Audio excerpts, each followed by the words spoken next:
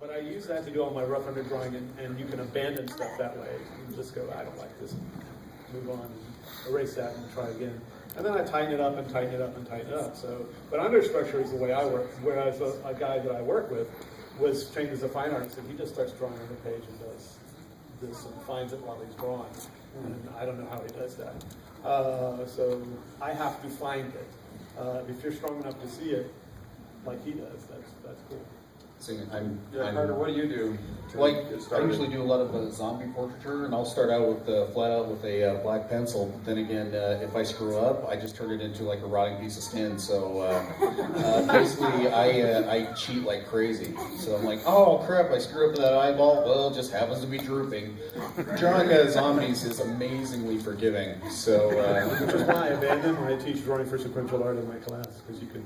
Because no zombies. You could be wrong and tell me it's class. right. I would. I'd be like, all right, okay, oh crap. All right, So that's a fly. It's a shirt that goes over here. It's correct.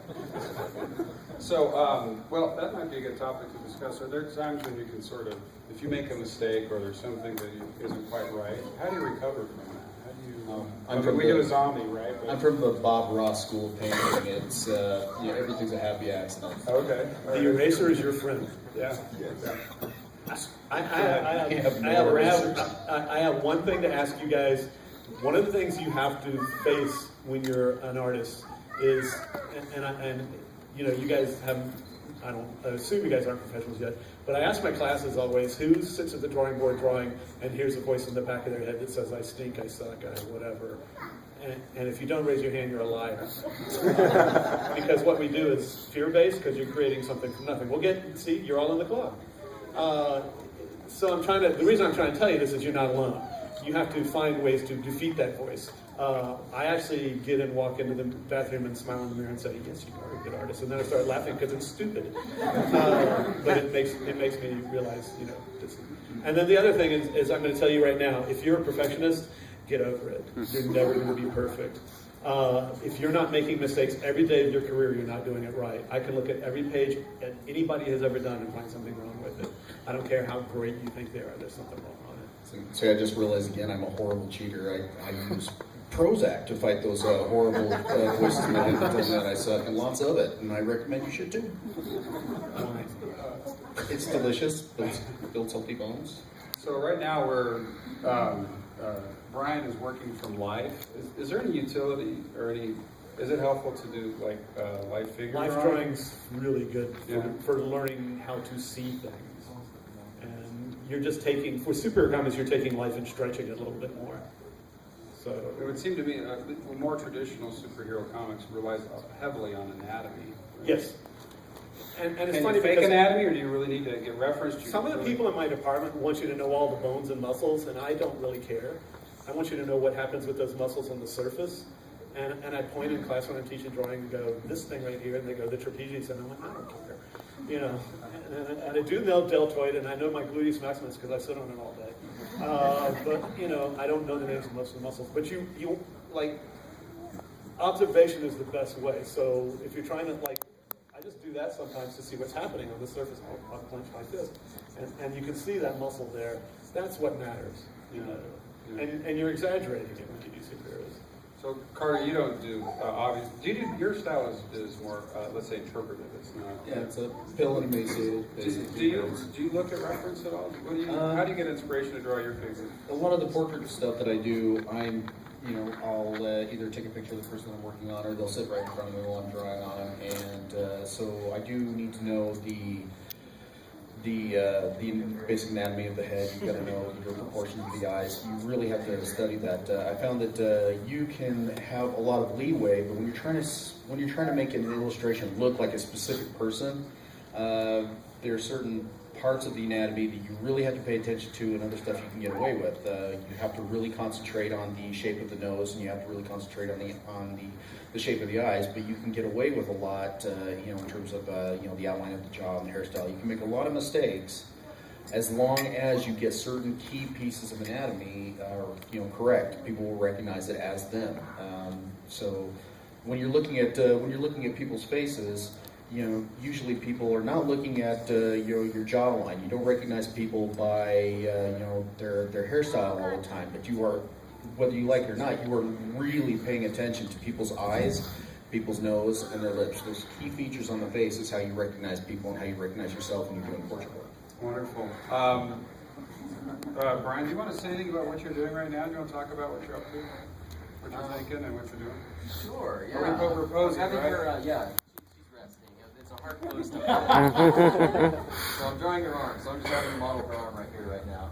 But I find that, drawing from life is fun, but, rather than, I think tracing photos was mentioned, it's a lot more fun, and you always get more dynamism when you're drawing from life, but not tracing from a photo.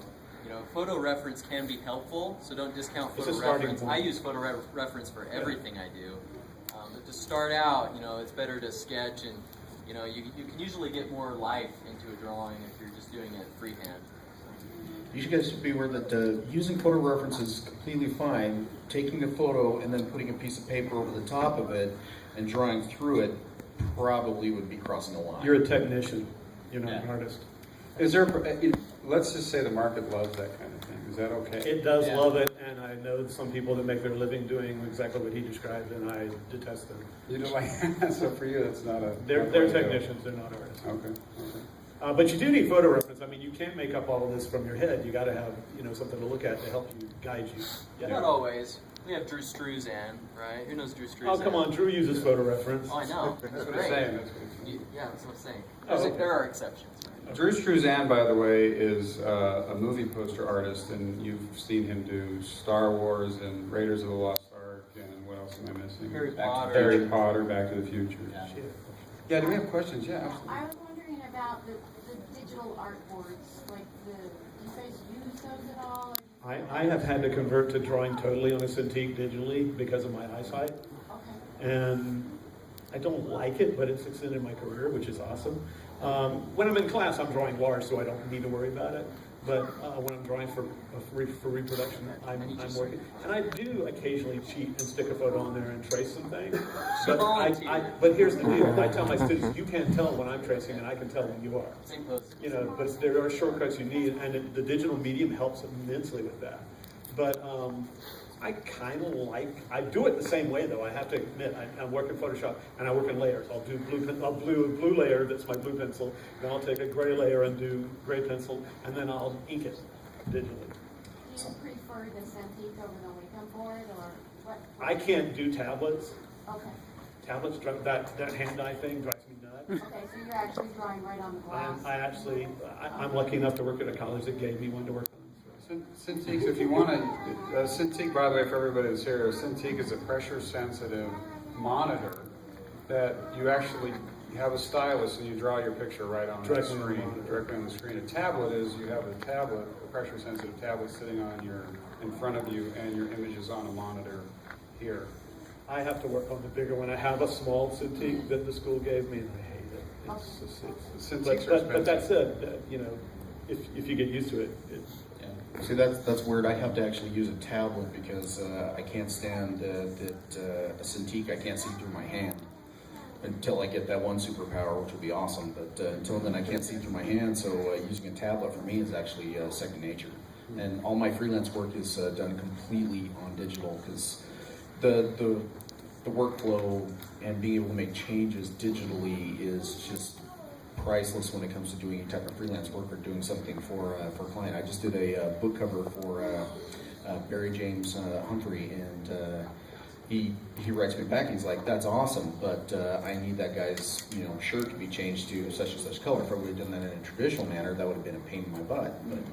And if I find that I make a mistake in with dimensions or proportions and things like that, you have access to all those photo manipulation tools to be able to drag things back and be able to manipulate it if you make a horrible mistake. Basically, the paint is never wet with digital.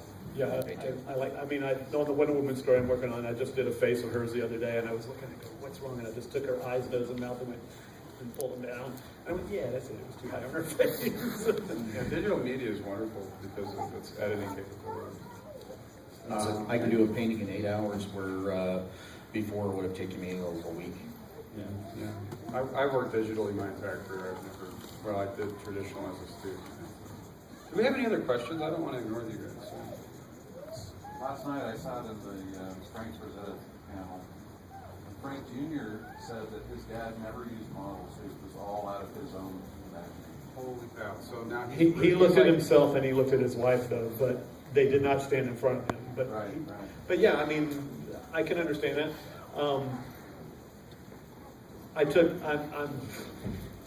a bachelor's degree only, and I'm teaching college, and so I'm constantly getting grief from my department for not having. So I'm working on my master's degree, and I took drawing for illustration, and it was funny. They were doing 60-second poses, and I was getting the whole figure in 60 seconds, and my teacher went, "What are you doing? How do you do that?" Because everybody else was like drawing this much, and I look at the figure, and I put my head down and draw what I think I saw. And that's what Frank had trained his eyes to, where he could draw what he thought he saw. And he would make it better, which is what I did. So Frank went from demigod to God just right then. That's amazing. It's good work. Yeah. All right. So do you want to make a few comments, or want to talk about that a little bit before we I go? hate on? you. I don't want to have to Your follow model you will up. obviously have embellished some hair and some jackets, you know. A lot of times when you have a model, especially one live standing, it's kind of static.